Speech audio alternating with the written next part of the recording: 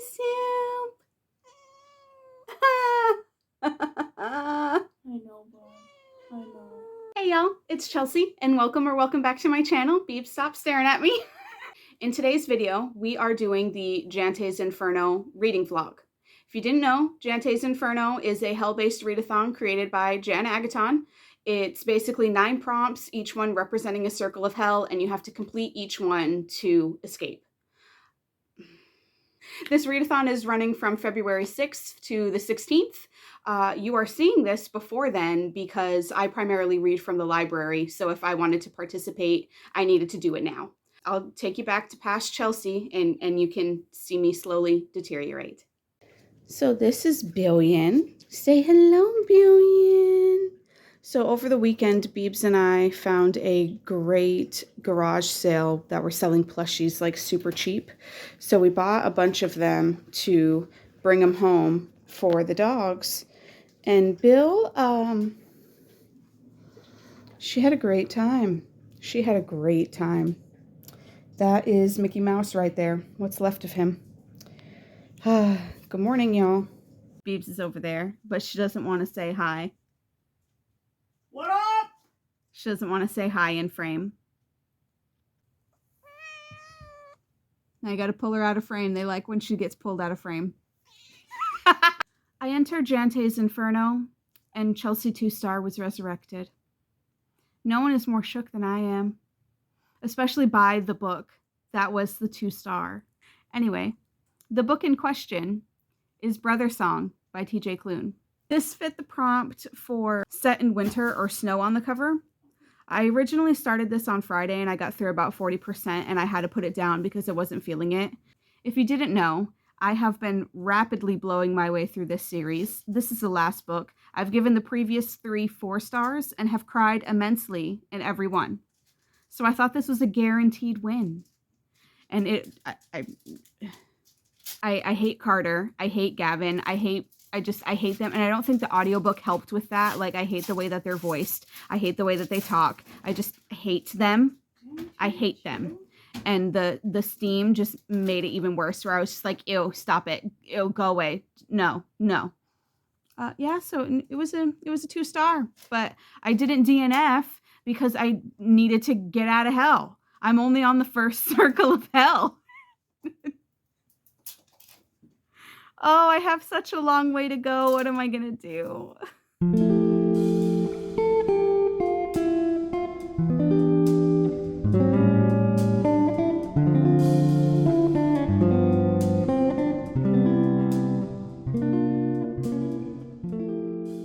Another day, another circle of hell completed. Today's prompt was to read a horror or a thriller, so I went with Boys in the Valley. This is one that I've been interested in for some time now. I keep getting it from the library and I keep not getting to it in time, so I told myself that this readathon, it was going to happen, so I did it. I think I'm going to give it 3 stars. I went into this totally blind, but more or less what it is, it's kind of like a Lord of the Flies retelling, but make it like demonic possession. So we're following these priests who run this orphanage, and we're also following like various boys who live in said orphanage. I was very intrigued from the get-go. The opening like chapter, I was just like it goes there. It gets very graphic, gets very gory. The whole time I was reading this book, I thought it was a YA, and I kept thinking, oh my god, I can't believe this is YA. It isn't. I'm giving it a 3 because I found myself really losing interest like about 3/4 of the way in, and it felt really long, and the ending, like, it just kind of like I wanted it to end with a bang, and it doesn't. I feel like it's worth the read, especially if you're getting it through the library. I will say, though, that one of the boys in this valley releases a breath he didn't know that he was holding. So there's that. I know that bothers a lot of us readers. I always find it interesting when male characters do it, though, and I don't know why. And that is it. That was the prompt for today. I am quickly realizing that there's no way I'm going to get through all 9 circles of hell in 5 days. So I may need to do this in a 2-parter. We'll see. All this bitch does is drink water out the faucet. Turkey. Look at that turkey leg. Look at them buns. We have made progress today. Not all of it good. So the next prompt, the next circle of hell, was the vampire book or blood on the cover book. I picked up Vampires of El Norte because I had the audiobook on hold and it just so happened to come in. I have DNF'd The Hacienda already by this author, and I wanted to DNF this one too. I fucking hated it. I do not like this author's writing. I don't know if it's like the historical fiction aspect of the stories. Like, I don't know if it's the storytelling itself. I don't know if it's the writing. I don't know what it is, but I can't stand it. I cannot stand it. So I did complete this book to fulfill the prompt, but if it wasn't for the prompt, I would have DNF'd very early on. So I'm not giving this one a rating. Just know that I hated it. I hated it. I hated it so much. The only thing that I liked about it was that the vampires are like actual monsters. Like they aren't just like humans with fangs. Like they're actual creatures, which I really appreciate. That's my favorite kind of vampire. You see the vampires in like the very first chapter, so I was like, okay, maybe this one will be better than the Hacienda. No. And then we reached a certain point where like not only did I dislike it, but it annoyed me greatly. Oh, I hated it. I am so glad it's over. Had to crank that shit up to 3 times speed. In 2024, I have slowed down the speed on my audiobooks. I'm usually at like a 1.5, just to, stretch things out a little bit more, enjoy what I'm reading, spend more time in the story. Not this one. I cranked that shit up to 3 real quick because I knew that I was going to finish it and I needed it to be done. I spent about 5 hours in this book and that was 5 hours too many. Not for me. The next prompt was a like hyped book, and I'm also doubling up on this prompt, so it's like a hot pick, a hyped release. The next one is like war or battle or like knife to throat, lover, you know the one. But anyway, I am reading Bonesmith. This was released last year, so it's still technically a new release, and this was also a fairy loot pick. I made it to about the 150 page mark, and it says in the synopsis that our main character is trying to become a ghost fighting warrior. So it fits both prompts. So we're doubling up on this one. It's fine. I had to restart it several times. Just because it is a new fantasy and I was trying to get acclimated and people at my job just would not shut the fuck up. So I couldn't focus. So I had to restart it, I want to say like 7 times. The story is fine.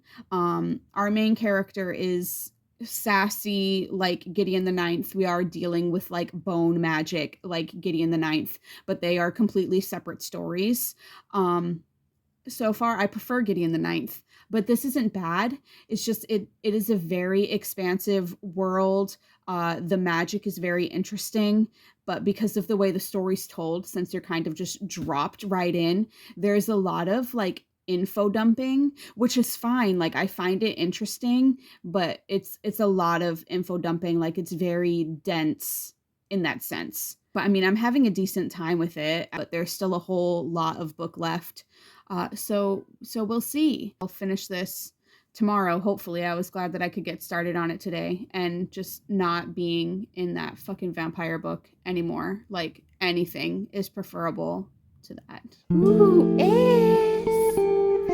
oh, you snuggled, ass? Oh, meow, meow.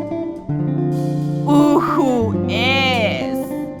You snuggling, babe? You are so pissed right now. Hi, ass.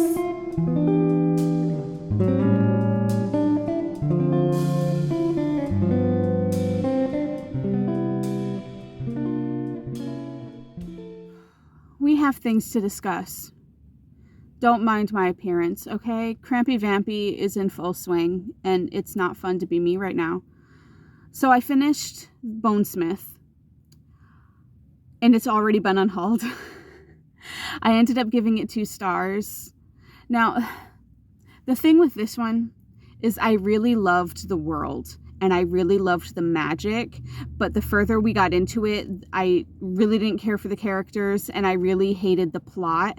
Like the first 5 chapters, I was in. There's a trial in the very beginning of the book and I was absolutely obsessed with that. I loved it. There's a betrayal in chapter 3. Oh my God, so good. And then my jaw was on the floor by chapter 5. Like it had a strong start, it really did. But like after chapter 5, it just really nosedived and I didn't care to be there anymore. I would love another story in this world, just not following who we're following and doing what we're doing. So that was a 2. I'm getting rid of that one. I was really angry about it actually in the moment. It's been a couple of days since I read it last. People walking by. I also read The Paleontologist. I still have this one right now, but it's also going to be unhauled. This was a 2-star. If it made me angry, it would have been a 1. Like, that's how bad it was. This book is bad. Now, if you remember, I don't know if I said it in this video or if I said it in my TBR tour, but this was a 5-star prediction from me because this is by the same author who wrote A History of Fear, and I'm absolutely obsessed with that book. This is not it. If you are here because you liked A History of Fear, leave. Like, this story was ridiculous. Like, everything about it was ridiculous. I can't stand it. I hated it. It was not a fun time from beginning to end. And it started trying to, like, incorporate all of these different things, and none of it was working. And no. I was going to buddy read this with the twin, and I told her, I was like, just bring it back to the library, my dude. It's not worth it. So, I quit.